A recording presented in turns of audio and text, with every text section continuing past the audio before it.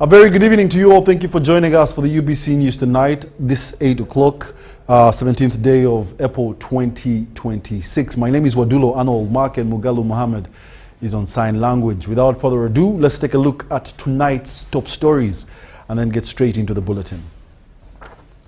The news headlines are brought to you by the Deposit Protection Fund of Uganda. Keep your information up to date with your regulated financial institution. Customer deposits are protected up to 10 million Ugandan shillings. Terms and conditions apply.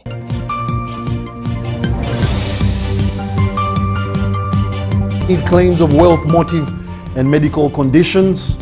President Museveni cautions against reckless lifestyles as Ugandan prisons passes out 1,338, and also Isingiro, Kiruhura and Nansana assessed best performing local governments. And in sports, Uganda Arsenal fans to meet their English Premier League legend in May this year. We're brought to you by the Deposit Protection Fund of Uganda. Good evening. Once again, thank you for joining us. We'll now give you the news in detail. Uganda Prison Service has passed out over 1,000 new warders and wardresses at the Luzira playgrounds in Kampala. The new recruits bring the number of prison staff to 14,337. The Vice President representing the President urged the recruits to uphold discipline and professionalism, warning against recklessness lifestyles as they begin their service. Our reporter has more details. Uganda Prison Service has passed out 1,238 trainees who successfully completed a 9-month basic prisons management course. 913 are male officers, while 326 are female officers. The course, conducted in 4 phases, focused on equipping trainees with the values and skills required to maintain security and ensure the proper treatment of inmates. Trainees do internship, what we call attachment. And these trainees were distributed in different prisons all over the country. They took 1 month while doing that attachment. The purpose was for trainees to practice what they were taught at the school. The Uganda Prison Services had initially registered 1,255 members to enroll for the course, but 17 did not make it. 6 gave medical reasons, while the other 6 requested to leave, while 5 escaped from the course. Sometimes things, I think, became so hard and they decided to take off. This latest intake brings the total number of uniformed prison staff to 14,337, supported by an additional 475 civilian personnel, representing just 38% of the approved establishment. In 2005, we were a force of 3,000. Today, the service is 14,000. I want to thank His Excellency the President for personally taking interest and decisive steps to ensure that we build our capacity in terms of personnel. Uganda Prisons has also established a prisons engineering brigade, which is currently undertaking infrastructure projects within the prisons facilities. Is continuing to build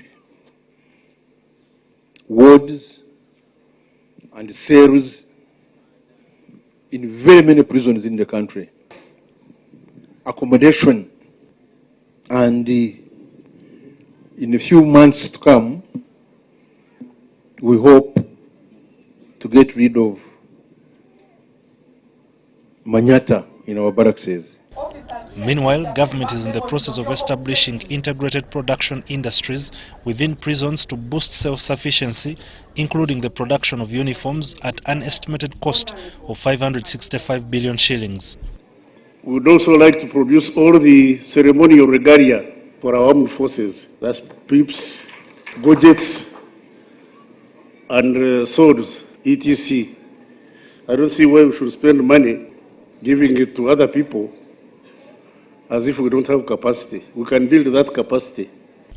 Authorities say more classified stores have been secured to strengthen safety and security following a recent incident in which 2 young officers were shot.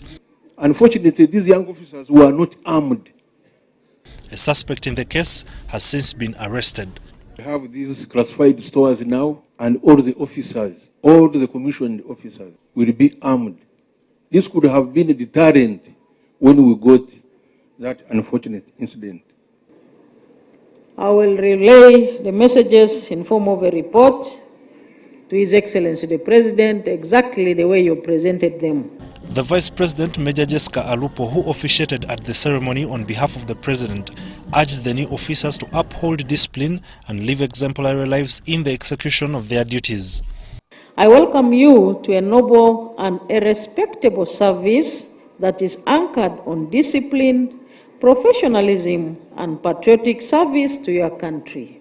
A united and peaceful Uganda is good for wealth creators.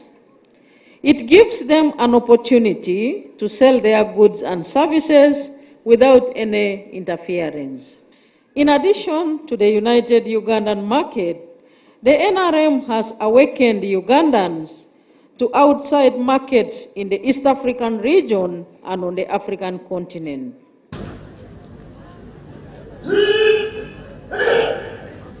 I want to urge the warders and wardresses to adopt healthy lifestyles. If you know that you are a patriot and that your family and your country depend on you, you cannot handle your life recklessly. You cannot drink alcohol. You cannot be promiscuous. You cannot be lazy at work. You should do sports and exercises in order to be fit and lead a disciplined life.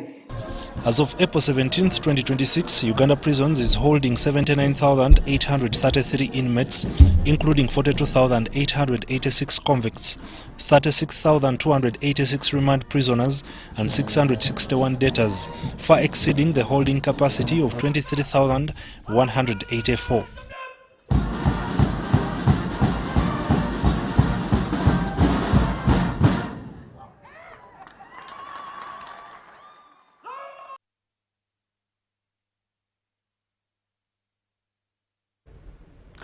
And in more UBC News tonight, Isinjiro, Chiruhura and Nansana have been assessed as the top performing local governments for the period 2024-25.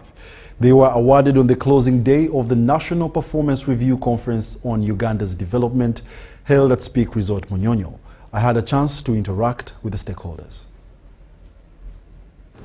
According to the government's National Performance Review Report 2025, the performance average in service delivery improved from 60.15% in 2024 to 67.23% in 2025.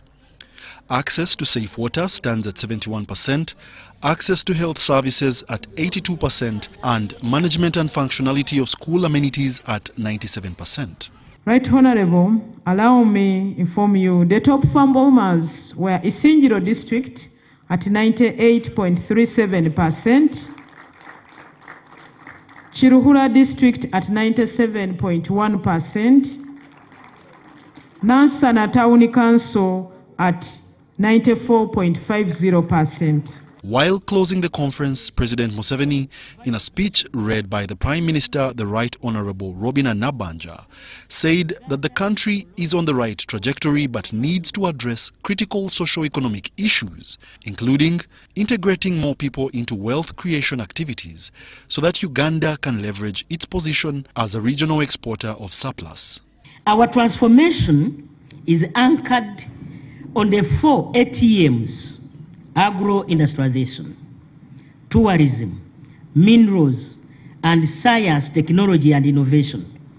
These sectors will drive job creation, export growth, industrialization, value addition, ending the export of raw materials. Uganda will no longer export raw materials.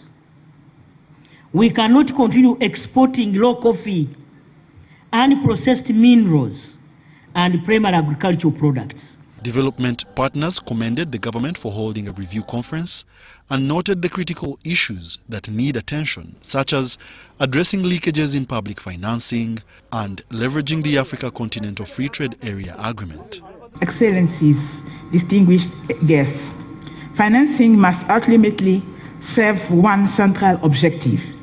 This is building Africa's productive capacities. In other words, financing must enable more made in Africa. Right Honorable Prime Minister, the discussions that we had over the course of 2 days here allowed us to take stock, and the results speak clearly. Despite disease outbreaks, Uganda sustained 95% national immunization coverage.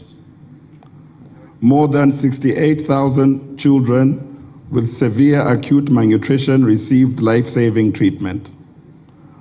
Over 126,000 out-of-school children returned to learning.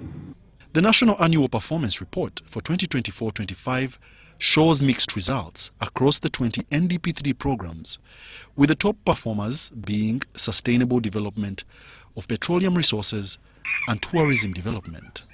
Most importantly, we have focused on promoting the destination. Whereas in the past we used to promote the destination, now we market the experience.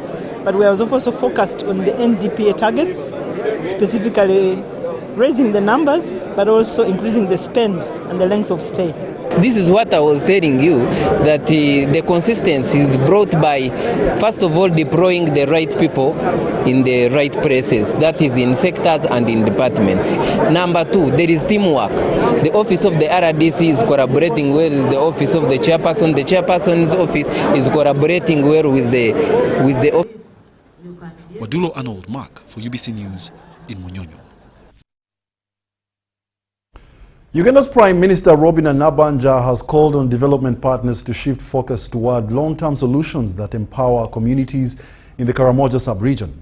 While meeting Karamoja leaders alongside the United Nations team on the sidelines of the National Performance Review Conference at Speak Resort Munyonyo, Nabanja emphasized the need to invest in sustainable initiatives like water for production. The Prime Minister also underscored that with the right support, the people of Karamoja can boost productivity and secure their own food supply, making a shift from emergency assistance to lasting development solutions. Has for decades been suffering from hunger and unpredictable weather conditions. However, the region is said to be having immense potential if the people of Karamoja are empowered instead of depending on handouts. And after several interventions by government and development partners, the region is still facing acute malnutrition among children. As a result of this, the United States of America recently announced that they had allocated $75 million, out of which $5 million has been allocated for Karamoja to solve the problem of malnutrition. So on behalf of government, as a leader of government business, I welcome this new funding from the US government. At that point when we were negotiating this money, they said no money to Karamoja. Do you know the way we celebrated when they said, yes, you can give money to Karamoja, you should have seen us. We jumped up in our seats, we've got Karamoja, high five, high five. In order to move in unison, the Prime Minister of Uganda, Robin Nabanja, has held a meeting with leaders from Karamoja sub-region, together with the United Nations team based in Uganda, at the sidelines of the National Performance Review Conference on Uganda's development agenda at Speak Resort Munyonyo, Kampala. And they all agree that we needed to do things of Karamoja differently, not the usual way, because the usual way has failed to work.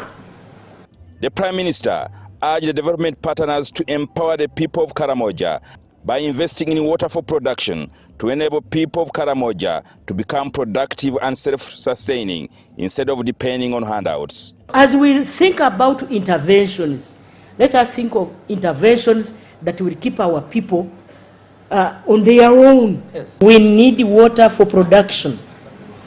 It is true Karamoja gets one rain season, isn't it? But if we harvested all that water, maybe through dams or had water sources that are there for people to produce. Karamoja can feed themselves.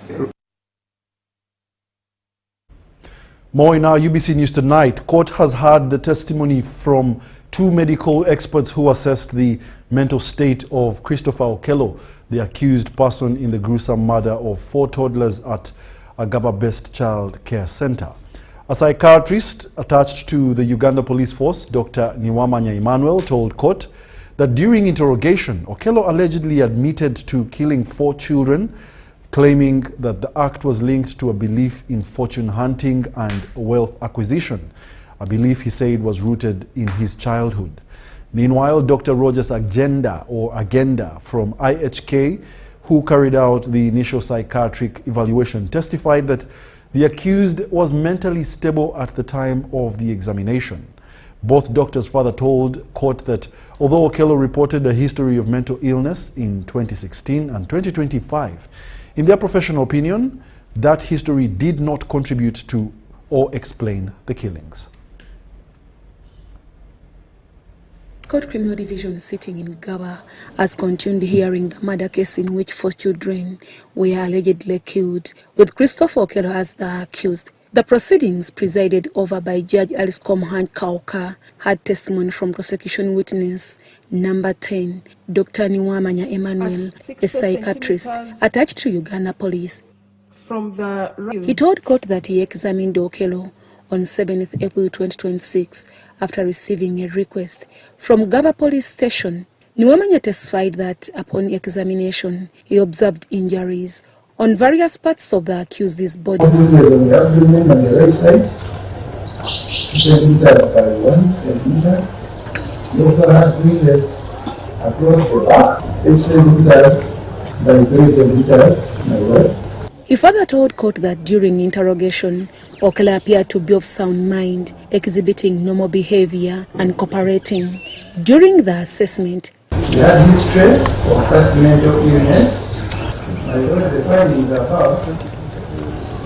I noted as suggestive of a mental condition with psychotic episodes, as suggestive of a mental condition. However, based on his evaluation, the doctor noted that the accused had a mental condition characterized by psychotic episodes. He got the idea on recalling childhood folk tales of getting wealth, childhood folk tales. Dr. Niwamanya also confirmed to court that during interrogation, Okello disclosed that he had a past mental illness between 2016 and 2025. He further stated that the accused was able to clearly explain his alleged reasons for killings, which he linked to beliefs in fortune hunting and personal enrichment. What did he tell you? He had history of past mental illness, treated between the year 2016 and 2025. The doctor additionally told court that Okello allegedly confessed to killing his 3-year brother between 2016 and 2017, claiming he did this in order to save himself from the troubles of the world. In wealth by human sacrifice. He killed his 3-year-old brother in the year 2016 or 2017. Following his examination in chief, Dr. Niwamanya was cross-examined by the defense. Prosecution witness number 11, Dr. Rogers Agenda, a psychiatrist at IHK, also testified before court. He told court that he first interacted with the accused when Okello was referred by the Ministry of Internal Affairs for a psychiatric report to support his application for Ugandan citizenship, which was later granted. Yes. Yeah.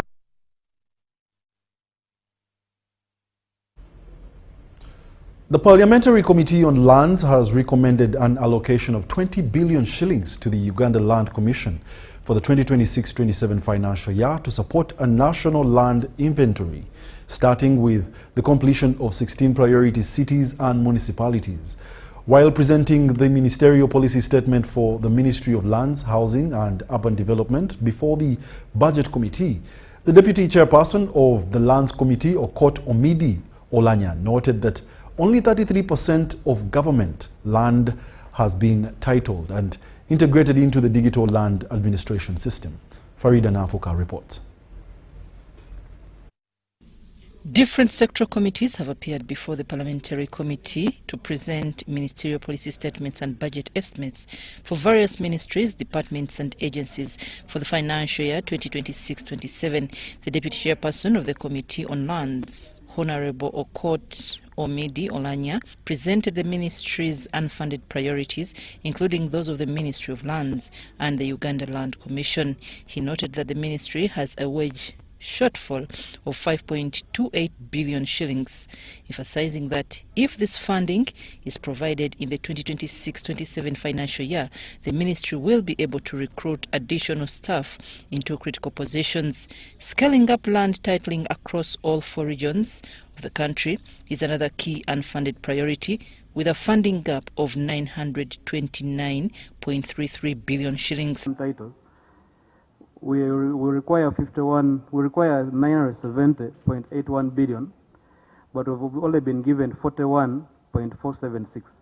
Now the Committee of Lands is not requesting for the full 929 billion that is in the funding gap. We're requesting that we increase the 41.76 billion, we increase it to 150 billion over 5 years. Hundreds of land titles have been given out to individuals. Mr. Chairman, this is one thing which it will give value to land. Even people can, if you want to mortgage it for capital issues, this would be a great asset. So I would want to recommend that the committee should look for additional money to do this. If someone is getting it at, is it 65,000? Wouldn't the ministry look at the possibility of raising more NTR around that? Maybe a slight increase so that then you can be able to cover more and more people. Because by the time what you are asking for 151 vis-a-vis 970, the funding gap, it's really a long mile away. Honorable Okot further informed the committee that land inventory funding remains one of their top priority areas. He explained that the committee discovered that the Uganda Land Commission is implementing a government land inventory project starting with 16 cities and municipalities. The proposed 3-year project is estimated to cost 108 billion shillings. The project requires technical teams in areas such as verification, boundary opening, surveying, georeferencing and titling. There's a sitting tenant, there is another person, there is another one, and some land belongs to government, and government seems not to have title its land. It's a real challenge. I don't know how to sequence these kind of priorities. But it's paramount that we look for the 20 billion, at least 20 billion, for us to do land inventory. As of now, we've only done inventory of 33% of government land. Uganda's Minister of State for Information and National Guidance, Godfrey Kabyanga, has defended the proposed sovereignty bill, saying that it is aimed at strengthening oversight and safeguarding the country's independence. Kabyanga dismissed claims that the government intends to interfere with citizens' foreign transactions, insisting that the bill is designed to protect national sovereignty rather than restrict economic freedoms. Onyango Robert reports.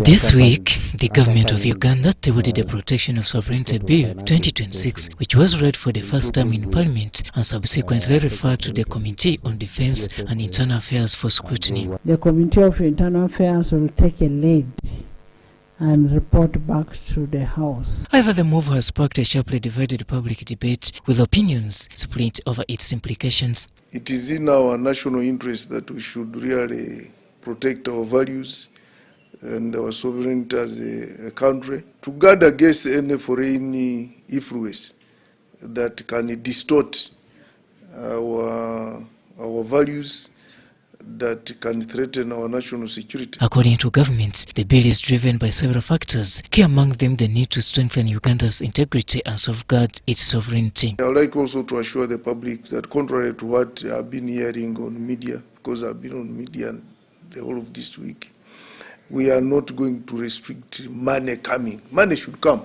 but the most important thing is where is it coming from, for what purpose, and who is using it.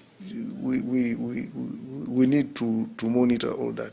In a public notice issued by the Clerk of Parliament, Adolf Mwesige, a window has been opened for the public engagement to allow citizens to submit their views on the proposed law. The recent past, there is some money which has been coming here to disrupt our peace. Security has already noted that. And also money which has been coming in mainly to finance homosexual activities. So security has taken note of that, and that's why we are strengthening those laws. Kabengo also addressed concerns surrounding the withdrawal of United States of America aid to countries including Uganda, noting that the government is working on measures to bridge the resulting gap. I think this is not coming as a surprise, because you said started phasing out. Immediately, President Trump took over. So it has not caught us unaware. He emphasized that, however, Uganda remains open to international partnerships, particularly in trades. I think it is also wonderful, because just as you have seen what we are now overemphasizing, the ATMs, agro-processing, tourism. That means we are going to produce, and when we produce, we need market, and you know USA is a very, very huge market. Robert Nyango, UBC News. The Minister for Finance, Planning and Economic Development, Matia Kasaija, has urged Canadian tour operators to explore investment opportunities in Uganda, highlighting prospects in hospitality, tour guiding and transportation. Kasaija pointed to tourism as a key sector in driving Uganda towards its $500 billion GDP target by 2040. He made the remarks alongside the State Minister for Investment and Privatization, Evelyn Anite, during a meeting with Canadian tourists and tour operators led by Uganda's High Commissioner to Canada, Alan Kajik. For the past 10 days, the Canadian tourists and tour operators have been in Uganda on a fact-finding mission. What they experienced has shifted their perception, revealing what they now describe as largely untapped economic potential. The opportunities that Uganda is offering is far ahead of a lot of other countries. You have a country that is not very well known abroad.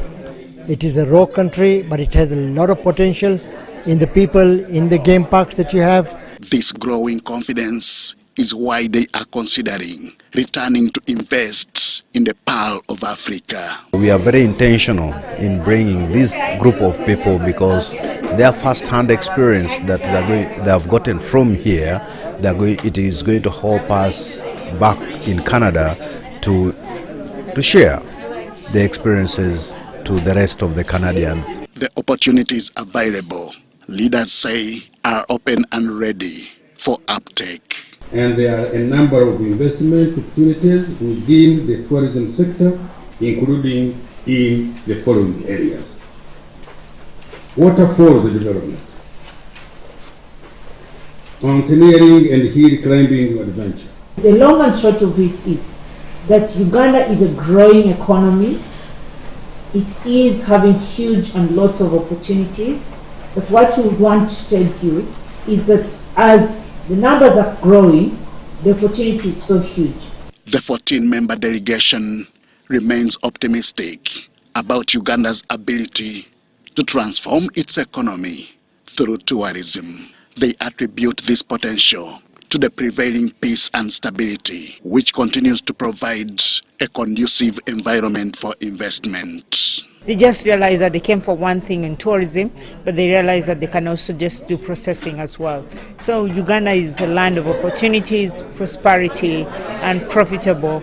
Uganda High Commission is at the forefront of this in promoting Uganda to Canadians, and we invite each and every stakeholder in tourism to join us in the crusade.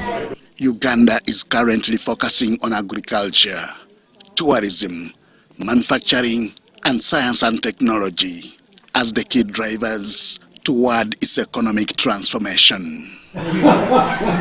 Henry Okrut, UBC.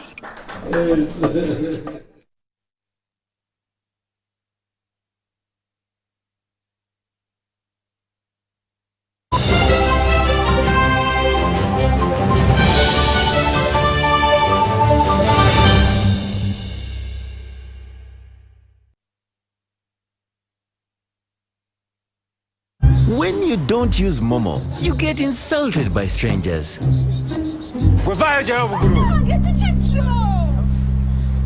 Save yourself from insults. Use the Momo app or dial *165 *3# to pay and enjoy zero charges below 5K. That's the power of Momo.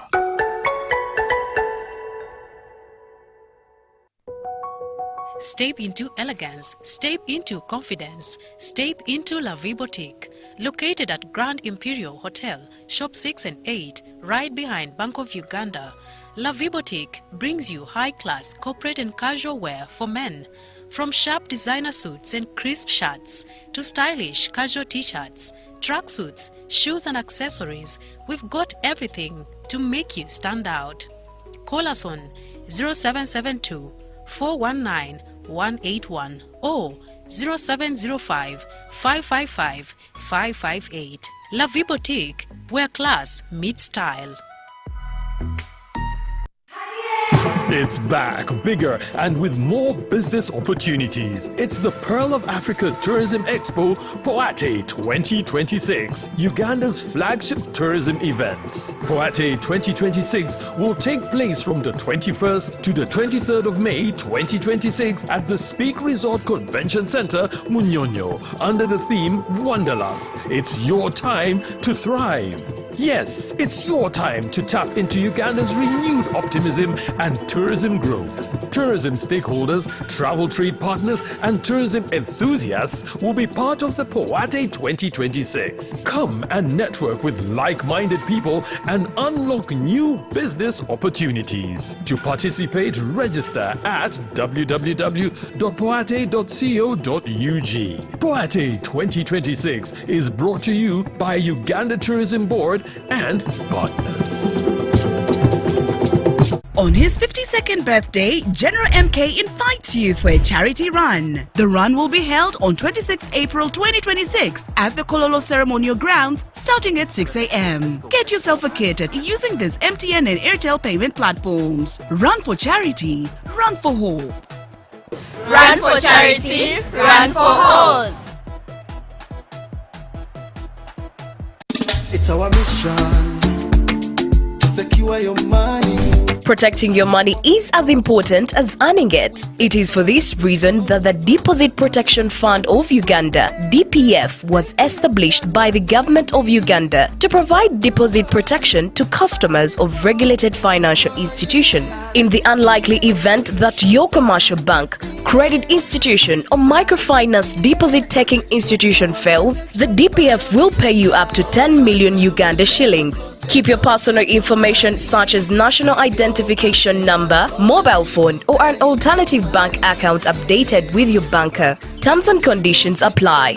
For more information, contact DPF at Aha Towers, Plot 7 Lodell Road, Kampala. Call 0312 206 400 or visit our website at www.dpf.or.ug. We are the DPF. We protect your money. Protection Fund of Uganda.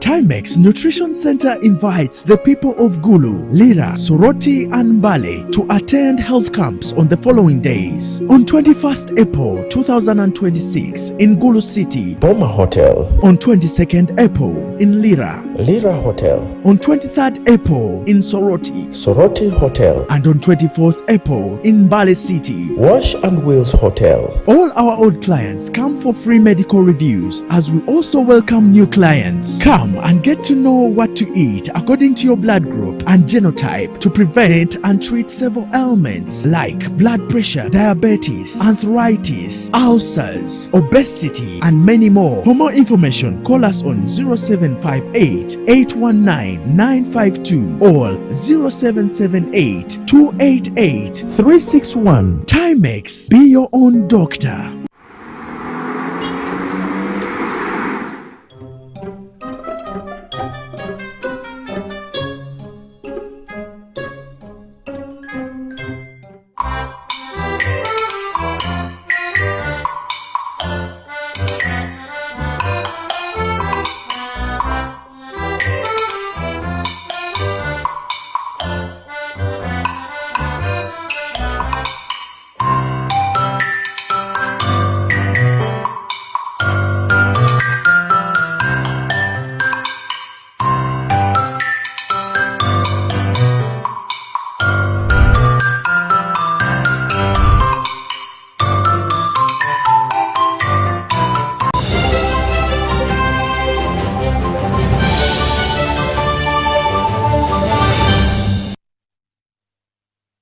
Welcome back. You're still watching the UBC News Tonight, broadcasting live from Nile Avenue, and we're now taking you into more news.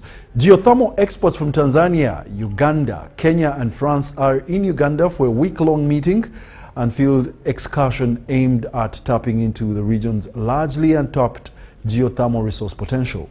For Uganda, pre-feasibility studies for direct heat applications have already been completed in Kabiro, Hoima District and Panyimur in West Nile sub-region, opening up opportunities in agro-processing, tourism and industrial use. Dennis Igwa reports.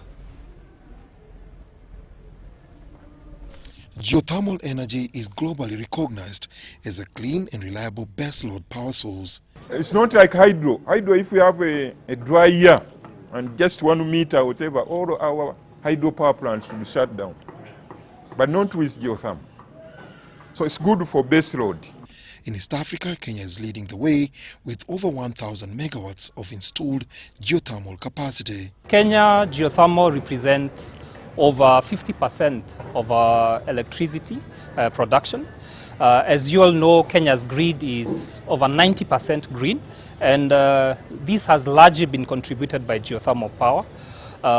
We began our geothermal journey way in the 1950s, where we drilled some 2 wells in the 1950s. They were not productive, but throughout the years we have learned so much about geothermal drilling. Uganda, like many developing economies, is navigating a dual energy challenge, delivering clean, reliable and affordable power to sustain rapid economic growth while addressing the impacts of climate change. We must respond effectively to climate change by reducing greenhouse gas emissions associated with energy production and consumption. In response, the government of Uganda has committed to a deliberate energy transition pathway, one that prioritizes sustainable, low-emission energy systems while ensuring energy security and economic competitiveness. Geothermal energy is central to this transition. This is because Uganda is endowed with significant geothermal potential. The Regional Geothermal Development Meeting in Kampala, which has brought together experts from across East Africa, is seen as a critical platform for strengthening collaboration in unlocking Africa's renewable energy potential.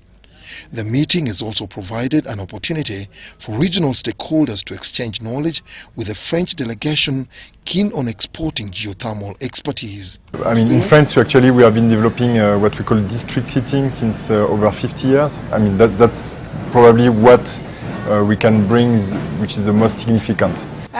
In France, in Eastern France, we also have rift system.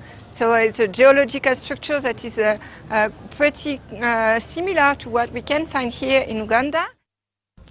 Advanced geothermal investigations in Uganda have identified several promising prospects, including Kibiro in Hoima District, Panyemur in Pakwach District, Buranga in Ibundibujo District, and Katwe in Kasese District. The delegation have visited Kibiro and Panyemur for a fact-finding mission. Despite an estimated potential of over 1,000 megawatts, Uganda is yet to generate electricity from geothermal resources, raising questions about the pace of development. It has taken us long. Geothermal exploration and development is costly. It's costly. One well takes 5 to 7 million US dollars. We need like 8 wells at the beginning. Government now says efforts are underway to move toward commercialization with a target of generating at least 50 megawatts of geothermal power by 2030. Geothermal energy is a reliable 24/7 renewable resource used in electricity generation, heating and cooling and industrial processes. Dennis Igoa for UBC.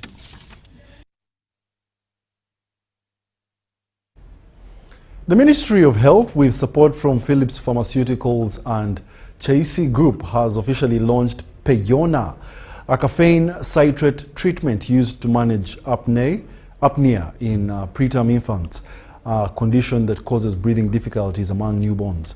Introduction of Peyona is a step towards reducing neonatal mortality and improving outcomes for Uganda's most vulnerable newborns. Let's take a look.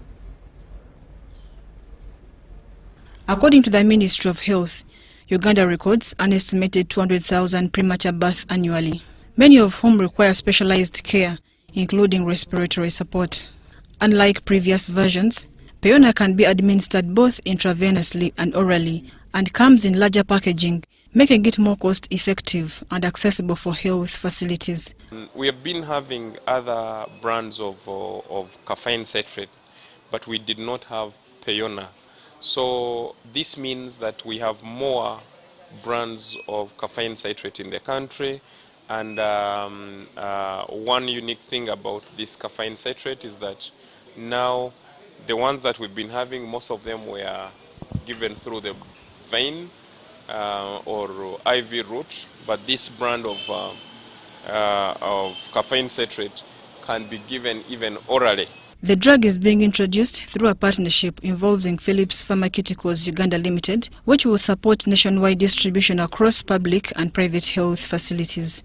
So our partnership is that we house most of the Indian and multinational company, and JC being one of the biggest player in neonatal healthcare. As I said, we had an agreement with them to introduce Peyona in Uganda, and through Philips Pharmaceutical, JC would be supporting in terms of distribution of these products across the healthcare facility in both public and private. Because it's a 20 milligram concentration and is reducing newborn mortality in Uganda, because we are talking about apnea of prematurity.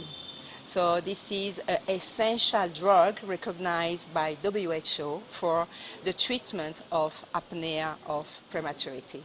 Health experts emphasize that while the drug is essential in improving newborn survival, it also depends on the functional health system, including skilled health workers, equipped facilities, and increased antenatal care attendance. This partnership ensures not only product availability, but that it reaches well-trained personnel in equipped facilities as part of the strengthened system of care.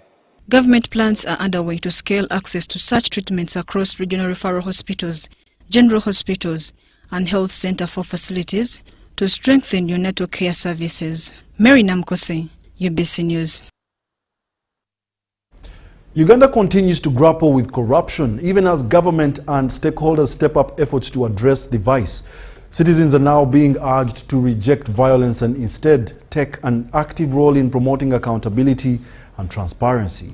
This call was made by Rebecca Atwine, the Special Presidential Assistant on Anti-Corruption, while addressing participants at the Citizens Forum Against Corruption Uganda, held in Naguru. At the event, youth participants signed a commitment pledging to remain responsible and to intensify their efforts in the fight against corruption.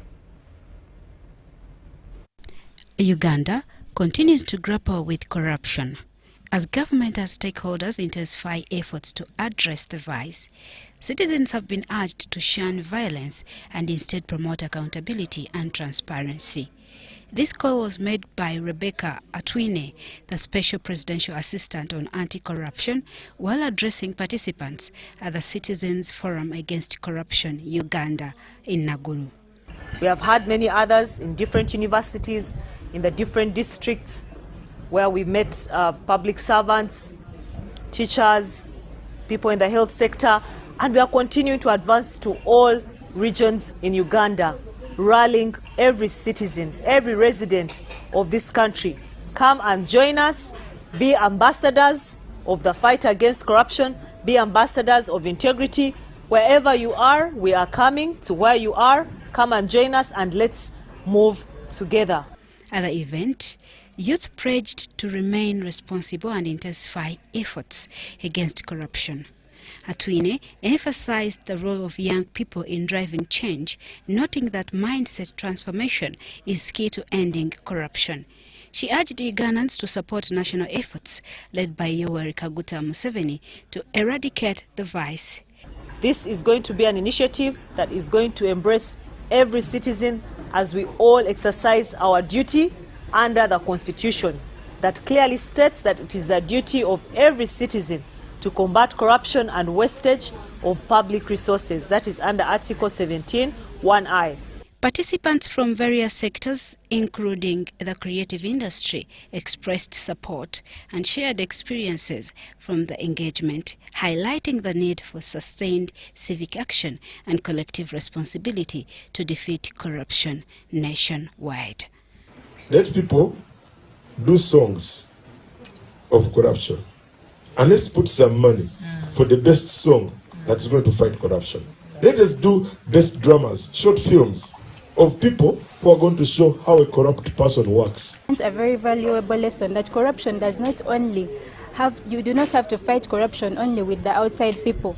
You should also fight corruption within your own life. Have honesty, have integrity in your life, have accountability, and have transparency. Is economic growth. There is no way companies are going to come to Uganda when it's all about being when it's all about bribes, when it's all about corruption, because they also need to come. That's where we shall get jobs.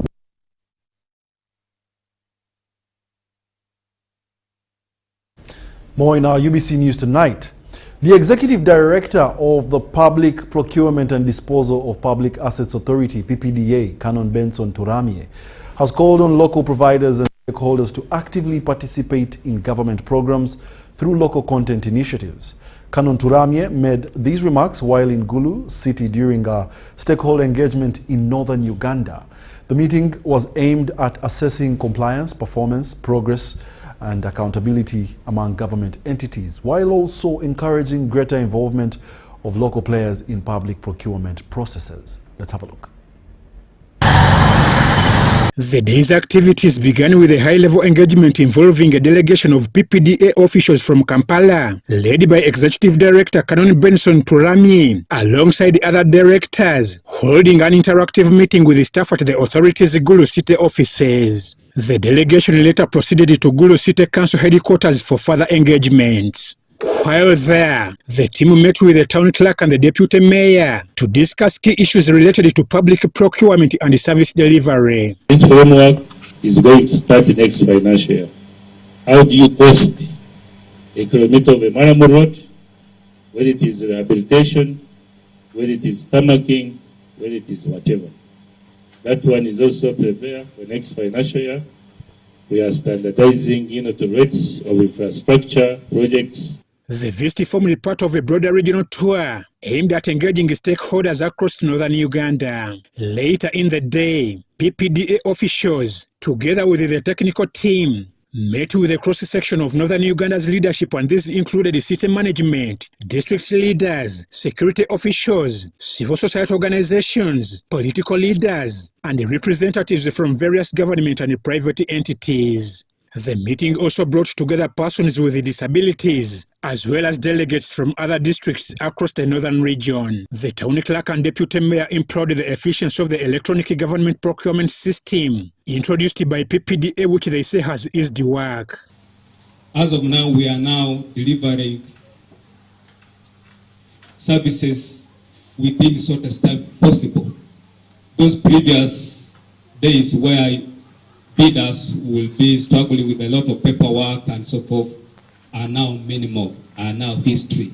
This meeting is very, very important because it brings together all the key actors who are responsible for the ensuring of accountability, transparency, and efficiency in the management of public resources. During the oversight and compliance inspections, PPDA Executive Director Kanoni Benson Turami commended the procurement ratings of Gulu City.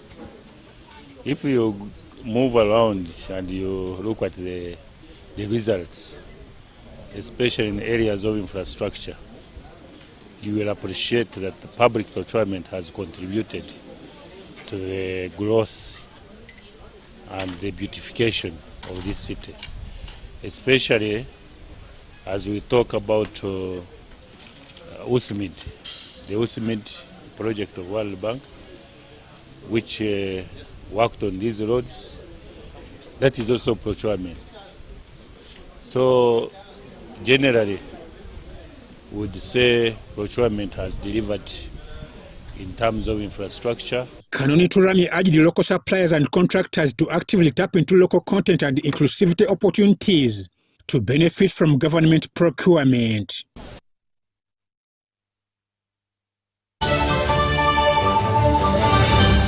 United Children of Armed Forces Network presents a Victory Thanksgiving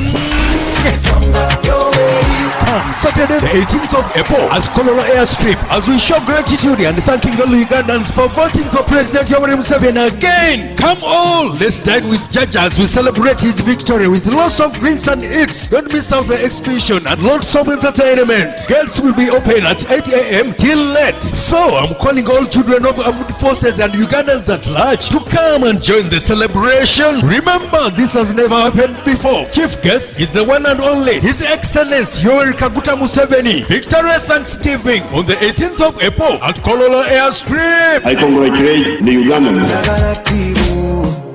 Are you looking for a home away from home? Then this is the place for you.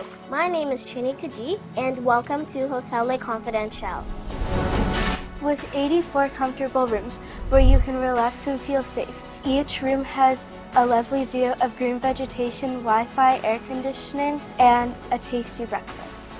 Children can have fun at our kids' water park and our kids' play area. You can also enjoy our world-class health club, spa, sauna, gym, boutique, and sky blue swimming pool. Thank you for choosing Hotel Le Confidential, where every stay is unforgettable. Come and stay in comfort, right at home, today, tomorrow, and always. When you don't use Momo, you are forced to quarrel. Mama, kabalansi? Nkuwaile 15 Mama, nkuwaile 15. Ompaile 15. Abantu abakulu atandise obuyayo mwena. Obuyayo obuliga. Iwe. Ngobiyanko ba. Sente dange nizade kolera ngobi nakolera sente dange. Save yourself from quarreling. Use the Momo app or dial *165*3# to pay and enjoy zero charges below 5K. That's the power of Momo.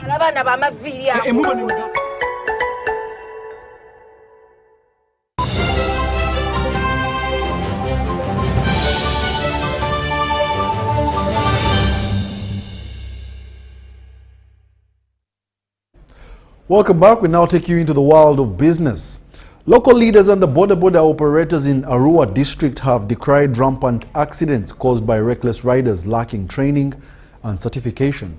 Although there is a slight decline in the daily cases, the leaders led by Malone Avutia, the mayor of Aivu division in Arua city, say that significant gaps remain in the enforcement of traffic regulations. Dennis Igua has a report. The Boda and Arua City Council leadership is concerned about rampant Boda accidents in the city and the district at large. It's now a common sight to find underage riders on motorcycles, as well as overloading, which further increases the risk of accidents. But if you see somebody below 18 riding a motorcycle, this is a failure from the parent. How did that person get a motorcycle? Now, that is number one. Number two, what did the government do? Number three, now you blame the Boda industry. What did they do to allow somebody like that on the road? According to Swadik, the chairman of the West Nile Boda Association, some of these challenges fall outside the direct mandate of the association and involve broader enforcement authorities. On our side, normally we blame government. We have area of operation. I cannot go by the roadside begin arresting underage. I am not a traffic personnel. There is an appeal for the Ministry of Internal Affairs to help deploy traffic lights in all the major junctions in the city, in addition to enhanced deployment of the men and women in uniform to boost road safety. Arua as a city has not impressed the practice of Kampala, where we have lights, traffic lights. You can't see them in the city yet. Number two, we still don't have deployment of the traffic officers in the city. This has been a huge challenge. You know, the road safety is under the traffic department. The Western region continues to see a surge in the number of Boda riders, with many youth turning to the sector as a source of livelihood due to limited employment opportunities. As I talk now, we are from 11,000 riders, we are now going to 20,000 riders. This number is so much, is even very alarming, to the extent it has even defeated the government. People come to urban centers for obvious reasons, looking for social amenities. People come for job opportunities. People come here and by a feel of being a city alone, somebody feels attracted that I also want to live in an area where there's a lot of exposure, there's a lot of leisure and so on. This now brings people both trained and those who are not trained. Most of our brothers whom you see riding on this road have got those motorcycles as a result of selling land. But it would require that before I start riding on the road, I must go for the training and even acquire for myself a permit so that I can ride with it. There is also renewed calls for stronger multi-sectoral collaboration, with leaders noting that previous joint efforts have yielded positive results in reducing accidents. We also thank so much the company, Mungufene, for at least reducing the issue of the accident in this particular place. Since the interview, actually the training was done, the number of bodas was at least in a better state. Dennis Ikoa for UBC.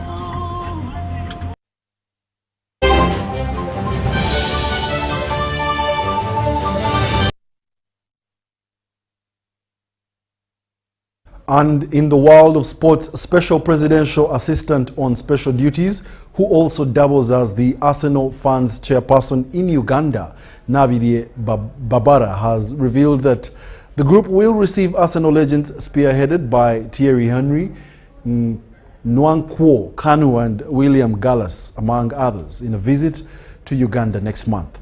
She made these remarks during a press conference held at Katikati Restaurant here in Kampala.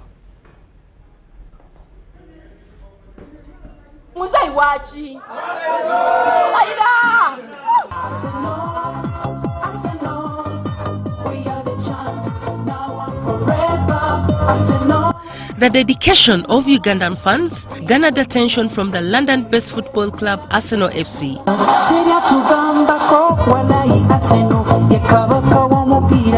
In May, Arsenal fans in Uganda will have a chance to physically see legendary Arsenal players including Kanu, William Gallas, Ray Parlour, among others.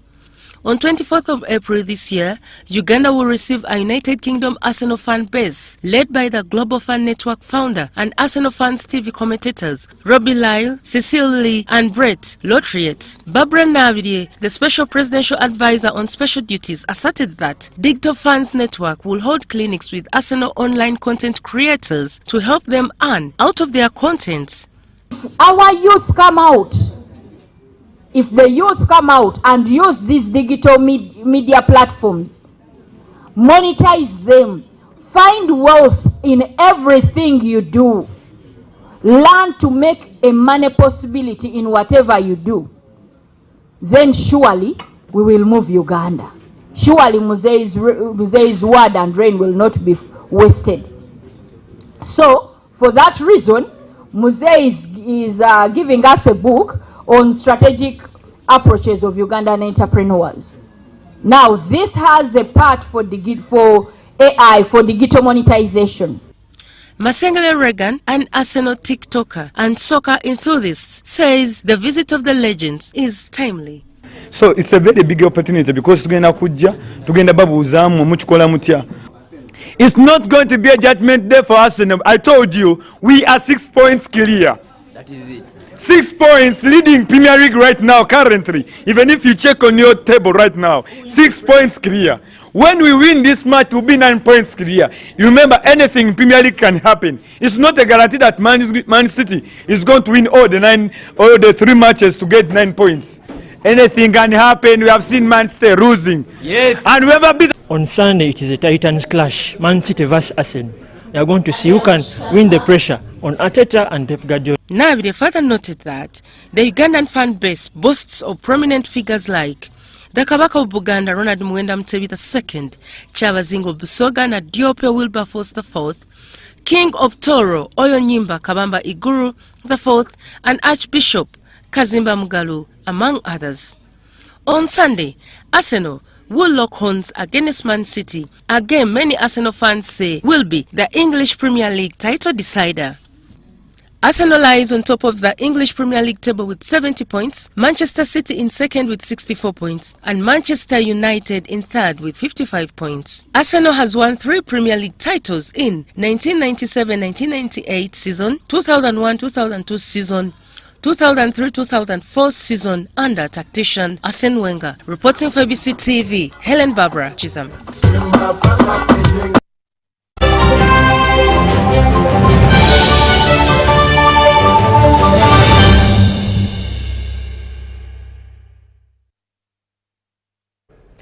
I dedicate that story to our producer Yahaya, who was ardently watching that piece. Otherwise, thank you very much for being a lovely audience. My name is Wadulo Arnold. Mark Mugalu Muhammad is on sign language. See you at 10.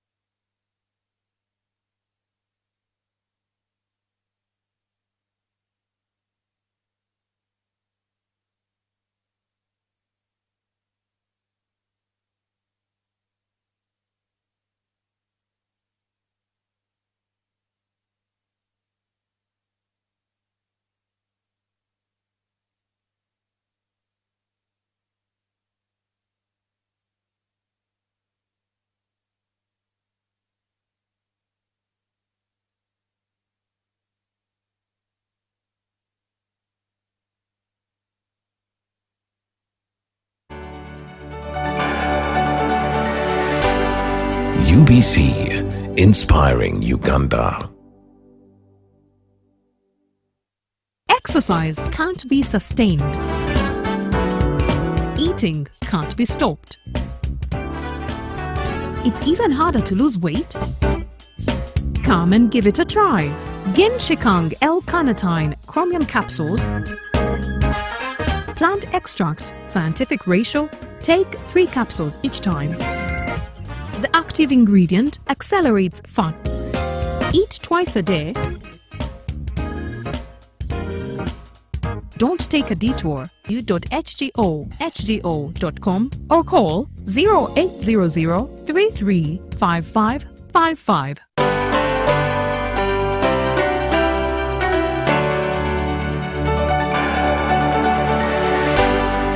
UBC, inspiring Uganda.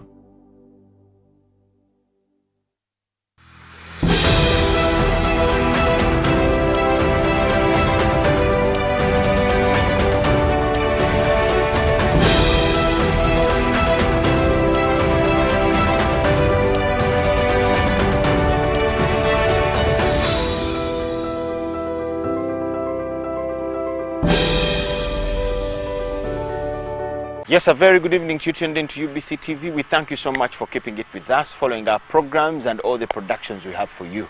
The target is to touch you, your family, community, and the beautiful Pearl of Africa, Uganda, positively. Welcome to this week's edition of One-on-One with Michael Jordan Lukomwa, where we discuss variety of topics only that are in the line of touching our development, like I said, and normally say. Now, keeping our green cover in Uganda is a serious business that everyone thinks should be fueled and promoted and ensured that it is in high gear, because without it, a lot of natural problems are inevitable. A lot of natural problems are inevitable. We are going to talk to the director, National Forestry Resources, the director, National Forestry Resources Research Institute, that is NAFORI, Dr. John Adrico. He's not a new face on this show. We talked to him sometime, and here we are again. Why? Uganda joined the rest of the world to celebrate the World Forestry Day yet again this year. And having talked to him last year, we come in now with an assessment kind of interview. What is there? How have we moved as Uganda in as far as keeping our green cover, our forests in the country is concerned, and what is their contribution as an institution? Doctor, you're most welcome. Yes, we last talked to you last year. How has it been since then to date? Thank you. I think the challenge we still have with forests is not going off. Why I say the challenges we are faced with persist are because of the needs for the land resources. We have constantly growing populations. We have urbanization expanding by the day. So you cannot say that we expect the reduction in the degradation of forests, because annually we are losing forest cover at a rate of 1.3% annually.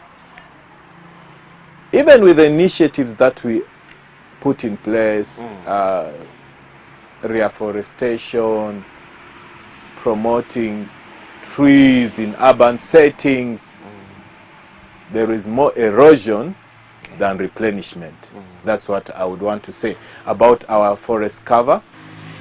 We were created by an act of parliament to support forestry research and diverse aspects of forestry research. And that's the role that we play on a day-to-day basis. And this is all with the aim of reducing, I will call it reducing, on the forest cover loss.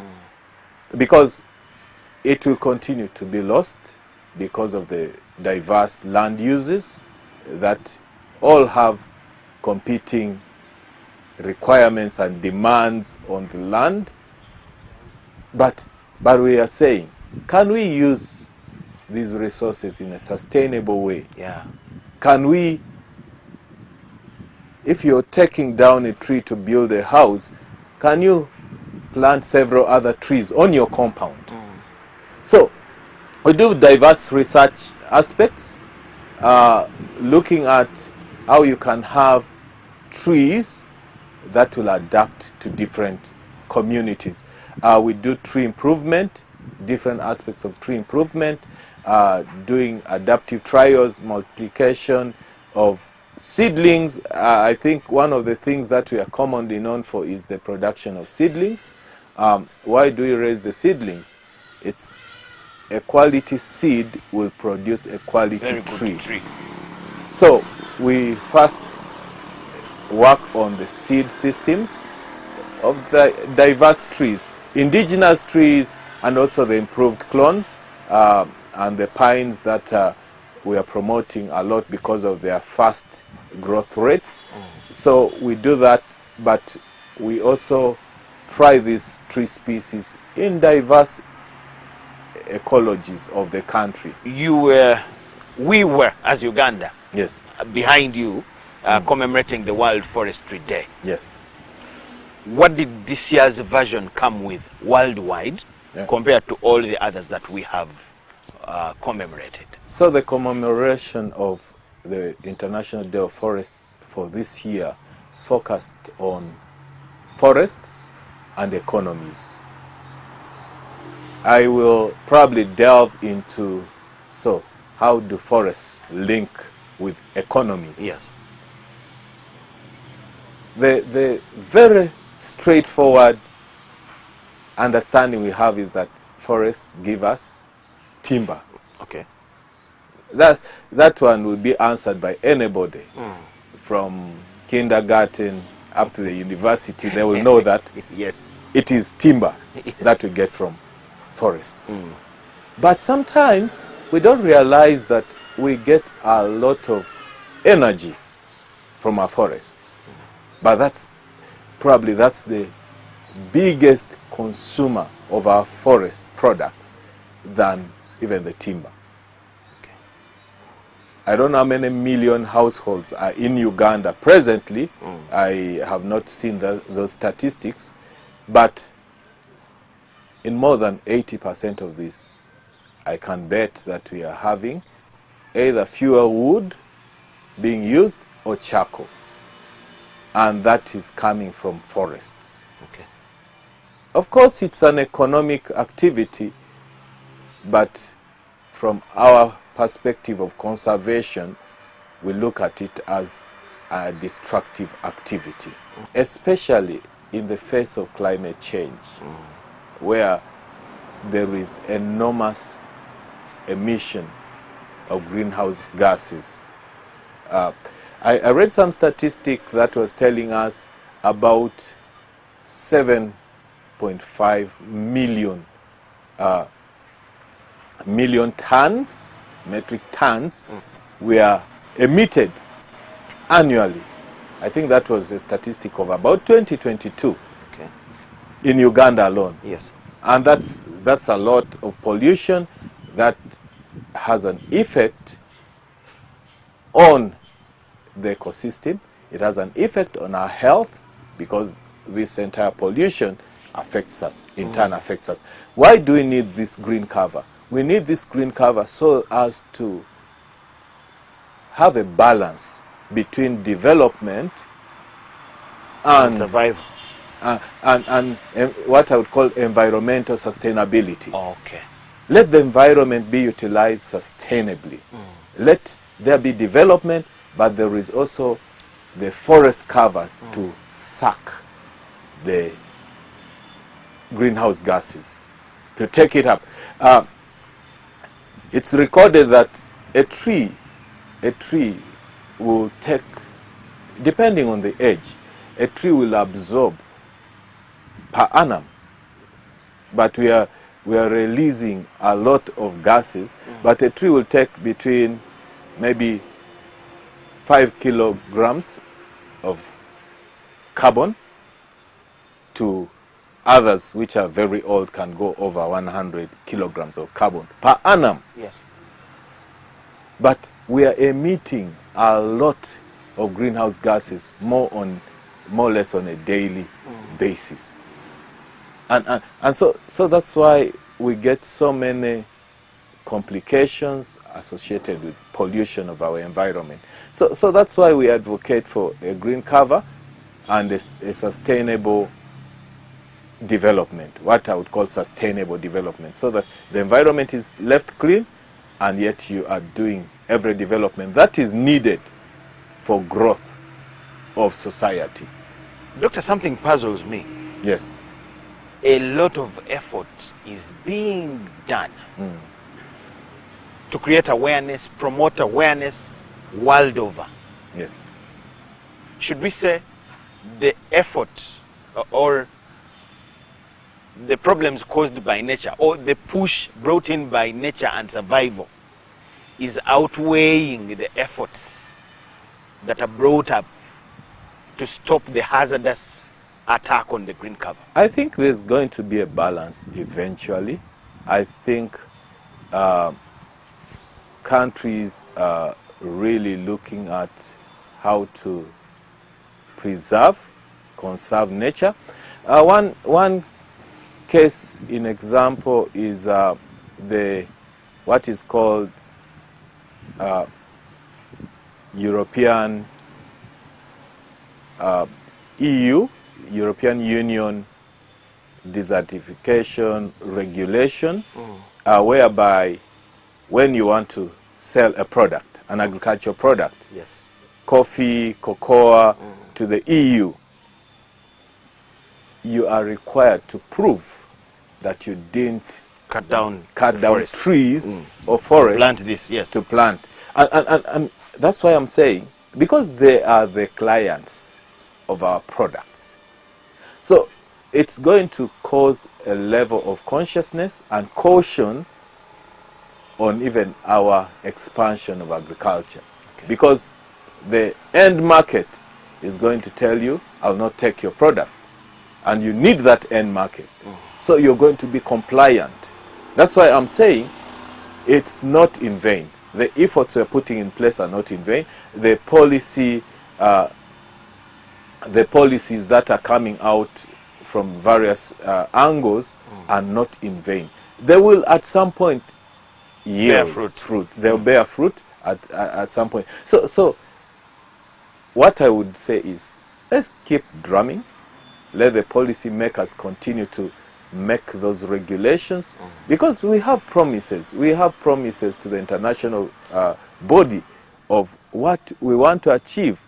Uganda as a country wants to reduce on emissions by 24.7% by 2030.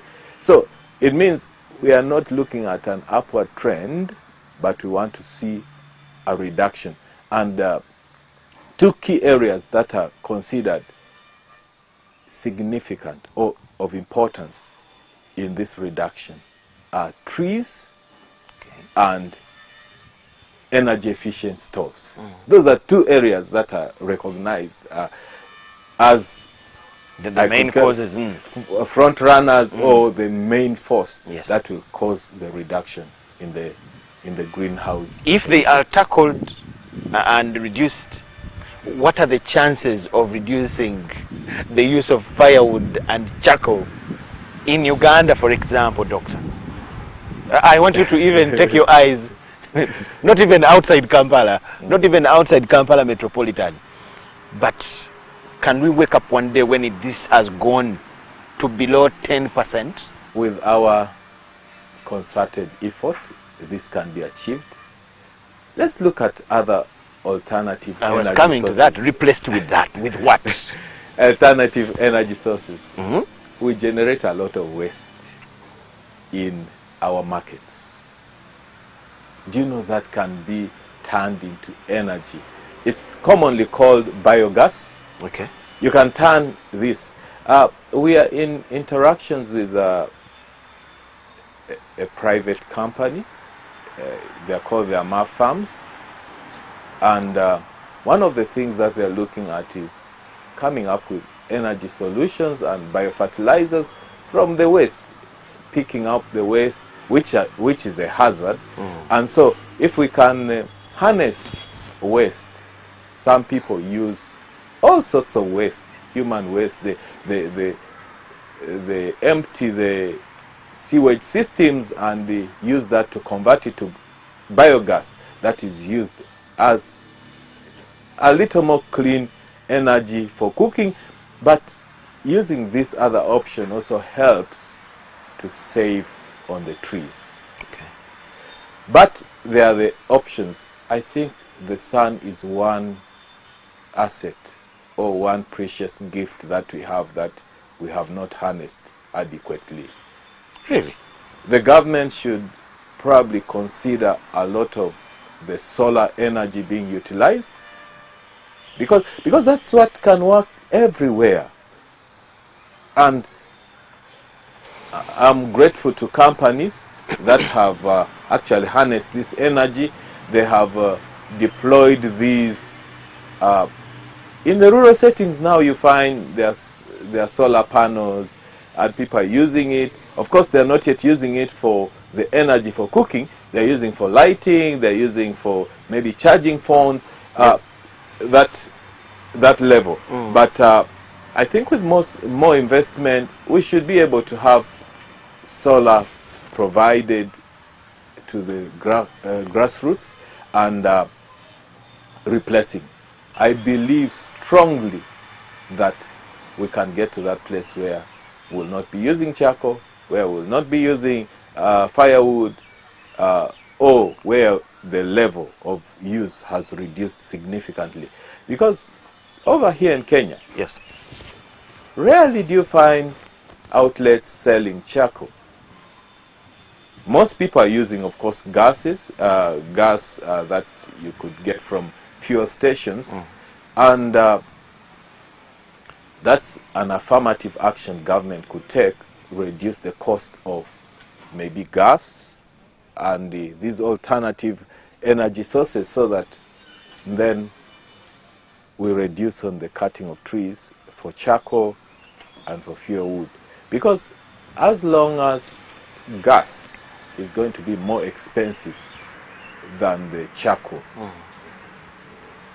there will be no incentive for people to migrate. Because let me just use a simple example. Maybe you get a cylinder of gas at about 100,000. Let's say 100 or 105. That's about 25 kilos. And people are buying a bag of charcoal in Kampala at about 70 to 80,000. In some areas also around 100,000. Yes. Now, the gas, depending on the use, runs out.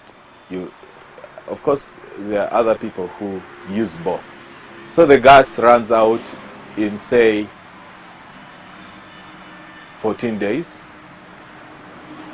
But you're certain that your charcoal of 80,000 is going to run for the entire month. Yes. Or even go beyond a month. So you start to do the calculations. And then, I have heard this from people, that gas cannot be used for mingling, for making calor. Yes. I'm not sure about that. But you need to put it on a charcoal stove to mingle. It's some claim which I have not validated, I have not verified. But there are those things, because you need to look at the pros and cons, or the perceptions of the people on the different things, the alternatives they're talking about. Unless there is clarity on it, people will still stick to what traditional means. With. Yes. With the poverty levels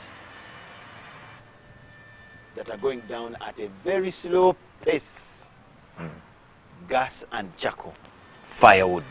Yeah. Have you looked at that? I want to because say, the poorer I get, the closer I go to firewood. True. You're correct. The farther I go away from gas. Yes, it's a challenge indeed. But then, arising from the theme of this International Day of Forests, we need to see the holistic value that we obtain in the forests. Today, probably somebody just needs to contact Ministry of Water and Environment or EcoTrust. These people support farmers or people who are raising trees to get some credits for the carbon they get away from the atmosphere. So, Uganda is already involved in carbon trade. Of course, it's something that people think it's out of the world. It's not for us to think about, but that's one of the ways that you can actually realize income or revenue. That's how you can realize benefits out of the trees. Keep them there. Yes, you know, you can prune the trees and use the pruned branches for your firewood. Yes. But leave the tree to stay. As it stays, some of the trees are spaced enough that you can actually grow your crops under what we call an agroforestry system. So it's not necessarily saying I have locked up land, I've locked up opportunity. Have to slash away the trees totally? Yes. In order to have a farm or a garden or something? Yes. That's the challenge. That's the biggest challenge. So the focus is on this whole place now has trees, and it's year 1, 2, 3, 4, 5. I'm not yet reaping anything out of it. And you're seeing the other person growing a crop, and you're saying, people are, and we spread it out on media. I had this acreage of coffee, and I got this much. Yes. And so, it is a decent incentive for continuing to preserve the trees. Because somebody will say, if coffee can make money, I would rather go to coffee, other than staying 10 years just waiting to reap a coin, a penny from this. But then I mentioned the carbon credit approach. So you can actually seek guidance. Ministry of Water and Environment will help you. Okay.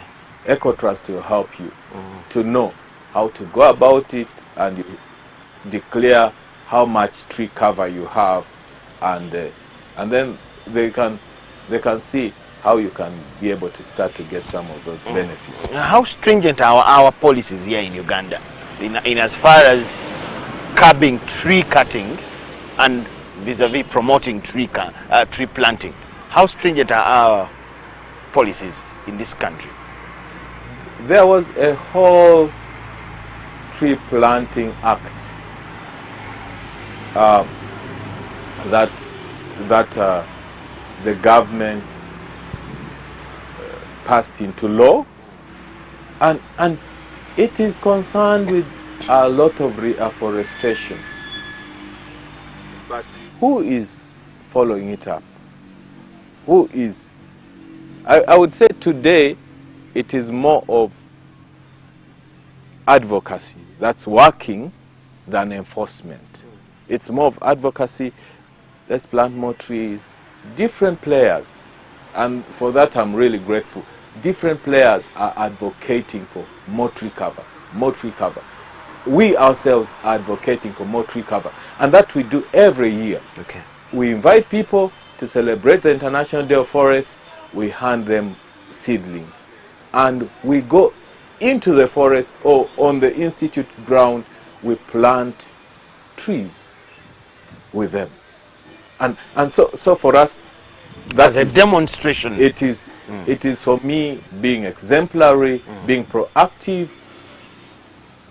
I want to confess, before I came here, I was not really ardent into tree planting. But the moment I came here as director, I get every occasion, every opportunity to plant trees as a person. I think maybe to date I've planted over 50 trees from the time I came here as director. So I believe it is more of lobbying, more of advocacy than enforcement. Is trying to work. The president regulated that trees should not be, charcoal should not be produced from the north, from the east, from West Nile, and moved into the center.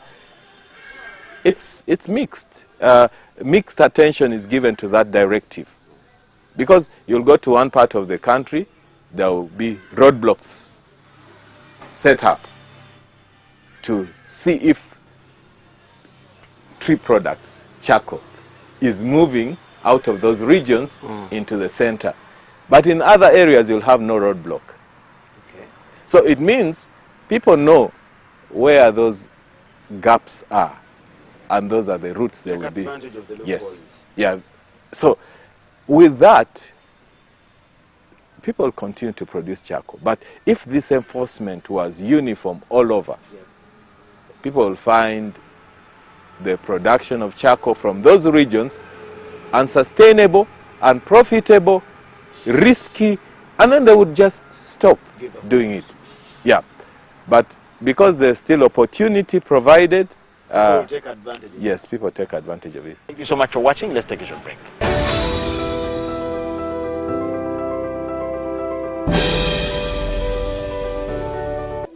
In a nation hungry for truth, a world where every story matters, there exists a beacon of trust and reliability. For decades, they've been our voice and our window to the world, holding the mirror of our history. With 4 TV stations and 11 radio channels spanning 27 languages, they stand as guardians of information, defenders of truth. With Maskari Heritage Advantage, they uphold every citizen's right to reliable and free information. Their archive stories shaped our past and illuminate our present. Yet now, as new challenges arise and the world evolves, their mission faces its greatest test yet. Be part of our journey and let's navigate the unknown, uncover the untold, and safeguard our future together. Tune into your public broadcaster, for it is the intersection of trust and truth. Because to UBC, your story, every story, and every voice matters. UBC, inspiring Uganda. Do you hear it? Do you see it? In Uganda, Tanzania. That's the sound of business in a developing economy. For UBC News, Charlotte Amuge in Kampala. Catch the weekly business roundup every Saturday at 8:30 p.m. only on UBC TV, inspiring Uganda.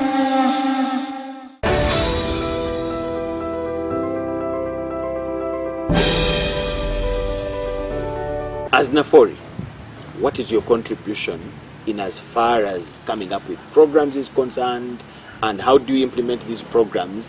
How do they touch us, the ordinary Ugandans, in terms of ensuring a green cover exists? We implement research to support the forestry sector in general, and our research interventions are in 4 programs. 4 programs. One program is the agroforestry program, wherein we try to match tree species that would fit in different crop and livestock farming systems. And so usually we give recommendations. It's not, you should not just plant any tree anywhere. You need to know which tree would do well with bananas. You need to know which tree would do well with coffee. But then for the livestock system, we look at fodder trees that provide feed for the livestock. So we give those recommendations. We guide based on research. So you can always access us and get to know which tree from our research will be the most suitable for the setting where you want to establish it, especially in an agroforestry setting. We have a program that deals with tree improvement and germplasm. Okay. So in this program we try to identify which trees could operate in which places. So we usually have a principle of right tree in the right place for the right purpose.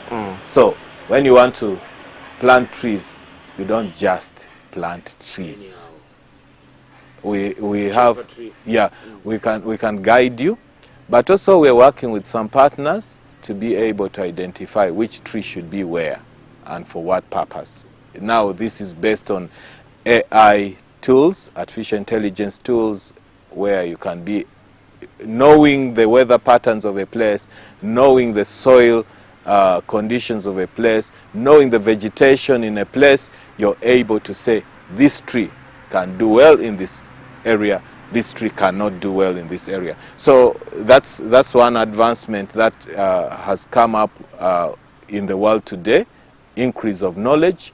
So artificial intelligence is another option. Also, we have another artificial intelligence tool that will be able to help you to know which agroforestry tree to use in different crop settings or different farm settings. The best tree to go with cassava, the best tree to keep with potatoes, something like that. Yes. So based on AI, all these are being developed in partnership.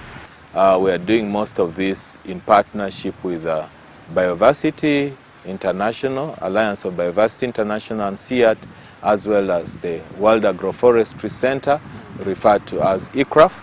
So those are some of the initiatives we are doing with them. But also from a seed system perspective, we are raising diverse tree seedlings, quality seedlings. There is a complaint many times that people do not get quality tree seedlings from the roadside dealers.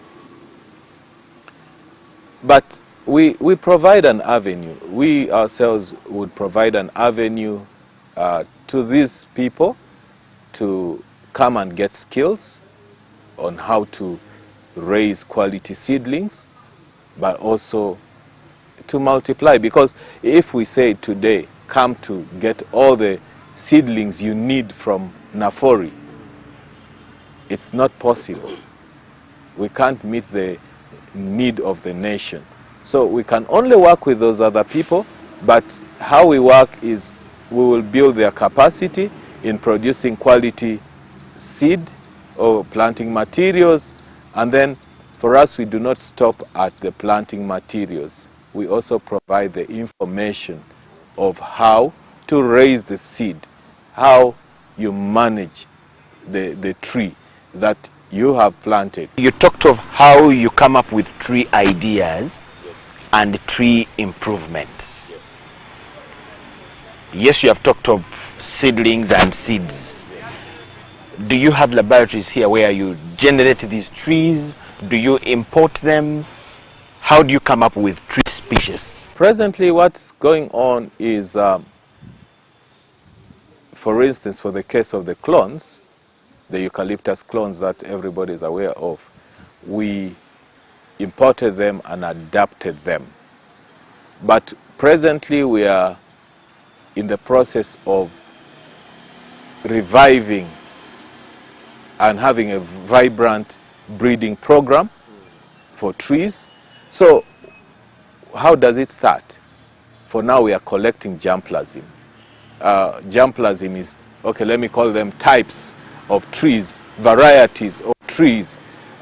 For instance, we are doing collections of diverse trees, and then we are putting them in what we are calling a gene bank or breeding seed orchard, because these will now be our sources for crossing. So you want to cross two of them, you have this diversity and the other type, and so you cross them. So that's the initial stage. We had just yet to equip our laboratories for especially breeding purposes. So we import, but the other action that we're doing is picking the diversity we have from within Uganda and diversity from the different countries of common interest tree species, and then we will put them in a gene bank that will eventually support the breeding efforts. But for these ones that we receive that are not indigenous, what we do is we adapt them before they're released to people. What do I mean adapt? You find the suitable agroecologies where they would do. So, for instance, one of the species, let me talk about macadamia to be a tree for now. It's a high value crop, but it's also a tree because it can live for up to 50 years, 100 years. So we didn't have indigenous macadamia in Uganda. So we had to pick some varieties from we had to pick some varieties from Kenya and brought them in. So now we are testing them in different areas. How will they yield? How will they perform? How resistant are they to pests and diseases? So we deal with that so as to say, okay, in this environment, this variety proved to be more resilient and it's adapted for this place, and that is what we will promote in that particular area. So that's adaptation is one of the research we do in the context of variety development, because that's an approach that is recognized by the Variety Release Committee.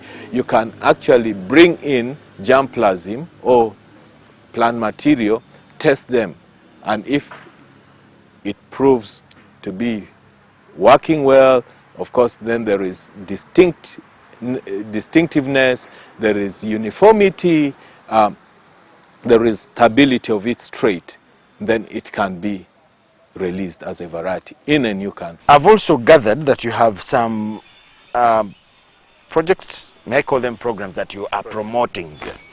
I've heard of the sandalwood in Karamoja and some other arrangement in eastern Uganda. Let us start with the sandalwood. What is it all about, and why is it only in Karamoja, or that's where you've taken a pilot project? Sandalwood is it's referred to as a shrub, but it's a tree. It can grow for up to 30 years, and it can grow as tall as 7 meters. It is a tree with great commercial potential. Oh.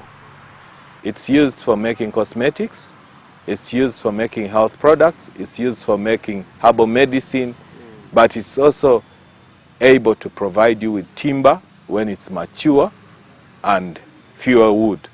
So in Karamoja, apparently people were using it just for fuel wood. However, people were carrying truckloads, claiming they are taking it as fuel wood into Kenya. Yet they were going to add value to it, to extract the oils, because it's a commodity with high value, because it's projected that in 2035 the market value of sandalwood, the oil extracted from it, would be over 900 million US dollars in 2035. That's the projection. However, our people were naive on these benefits or the value of this. They considered it as firewood. Just that. So we as an institute undertook to create awareness to the communities in Karamoja about the wealth in this tree. And with support from NEMA, we were implementing a project on access and benefit sharing of genetic resources. So first was really to create awareness, to help them know the kind of product they have in their land. Yes, that this is wealth. They call it green gold in your hands. So that was one of the things that we educated them on. But added to that was that we also started to walk a journey with them on the regulatory framework. How can you access, how can somebody access it? What are the benefits you accrue out of whatever proceeds that will come out of this commodity? So today, as I speak, the Karamoja, we're working with Karamoja Women Cultural Group. People are aware, people are sensitized, people know the value of this.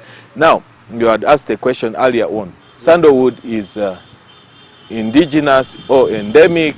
It is restricted to that Karamoja area, but it grows in different parts of Africa, Eastern Africa, Southern Africa, in different parts. Also some But here in Uganda, it is only in Karamoja. Yes. How could that be?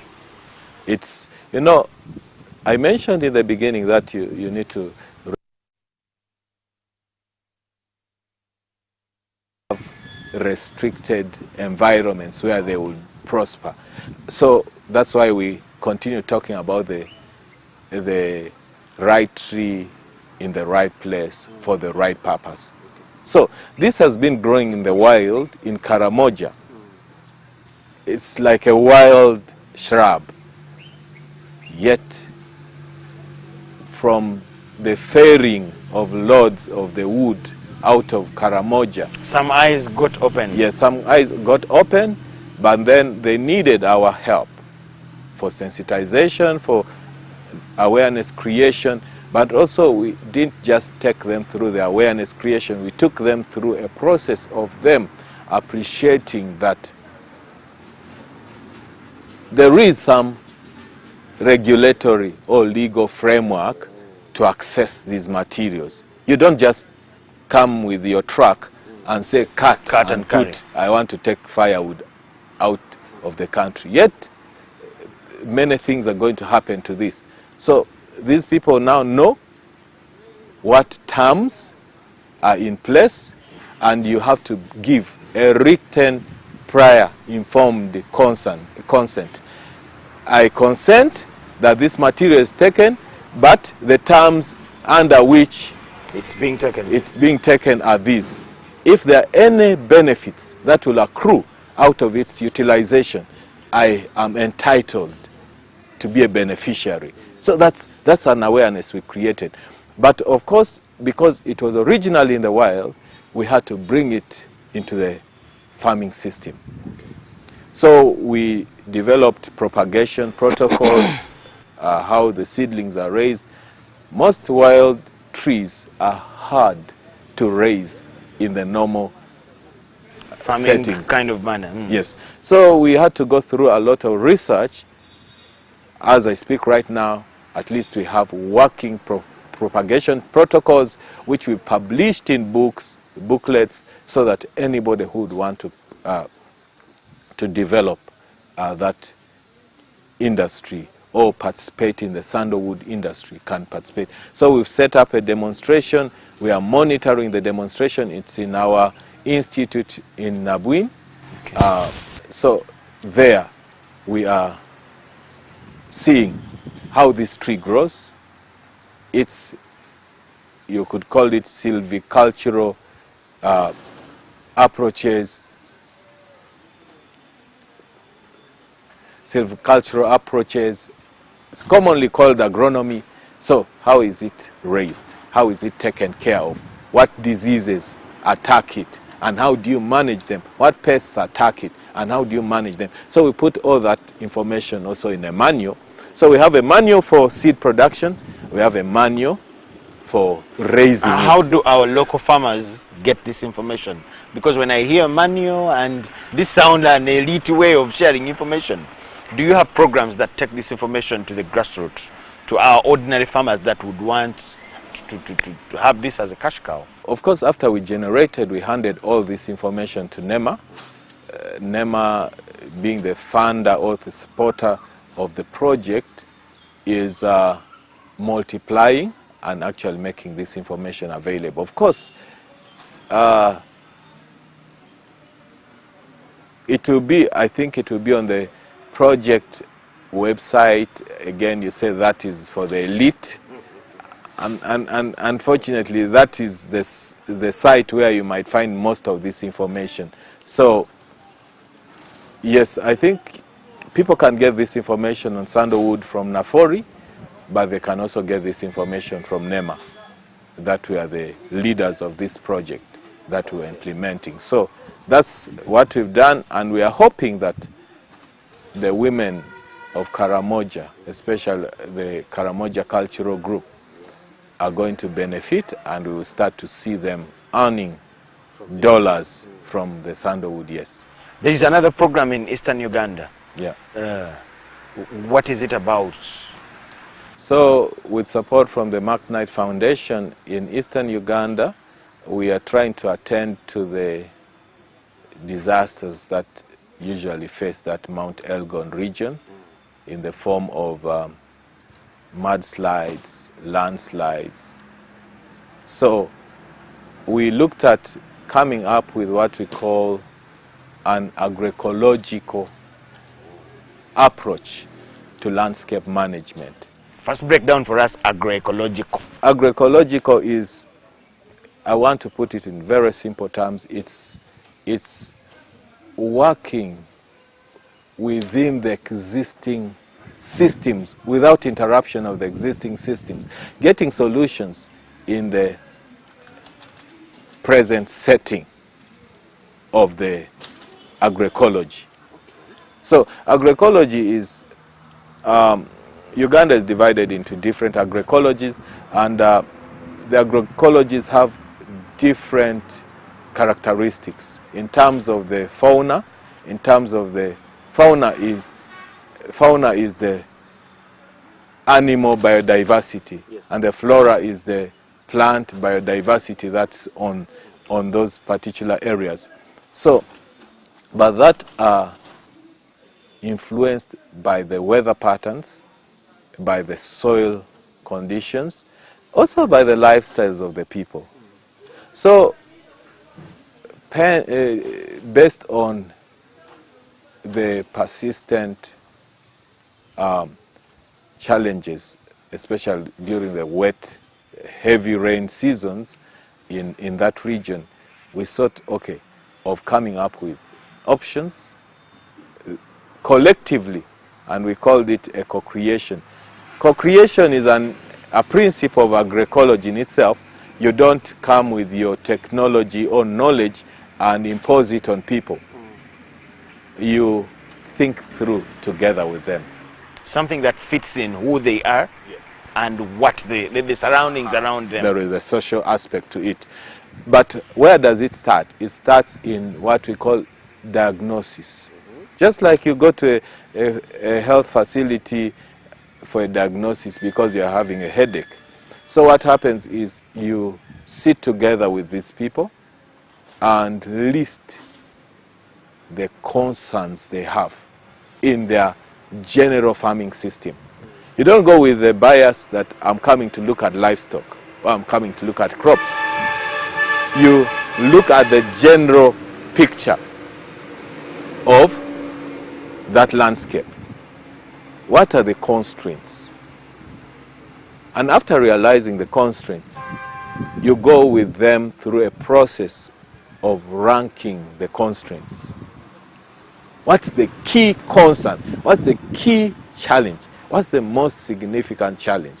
And then when you've ranked maybe the top 3, then you again collectively with them come up with options. So if they say our problem is the landslides, and you ask them, so what have you done about it? They will give you their options of what they did about it. And then we say, from literature, there is indication from such a similar environment in this country or the other country, this is how they handled. So can we, together with what you have proposed, can we try this? Can we try them together so that we are able to monitor this together? And that is an approach called the living lab approach. So a living lab where you are using the fields, the farms as laboratories, and you are generating the research ideas together. You're thinking through the solutions together, you're testing them together, you're measuring them together, and they're able to say, this one didn't work. Let us take the other. Let's take the other. We'll try this. Yeah. So we've done that with respect to soil and water management, putting stone barns, putting retention ditches, but also we have integrated, because those were the needs that were identified, we've also had aspects of pest and disease management where we've used very agroecological options. For instance, one of the approaches is using the push-pull technology, whereby you're using companion crops. Like it's an intercropping method whereby one crop repels pests, another one attracts the pests. And this has worked quite well, especially for pests that affect maize. Okay. So you use another grass to attract the pest,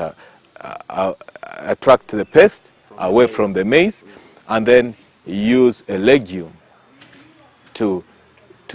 because it releases some chemicals that kind of the pest doesn't like, so it repels away. So that's an approach that has been used for managing some of the pests. Fall armyworm, which is common in maize, that's an approach that has been used. So we have the soil and water management through the different approaches. Then there is the aspect of pest and disease management, but there is also like integration of trees on those landscapes. So we brought different tree species on the landscapes, and before we started this intervention, what was apparent was that the land was bare, because every time erosion basically sweeps the topsoil away and takes it into the water. And so it affected the quality of water, because you know, as water is washed down, there is waste material that also moves with it. And yet in the streams is where people draw water for their domestic use. So we had to put systems, but also at the banks of those streams, we established bamboo. Bamboo is very good for holding the soil together. It's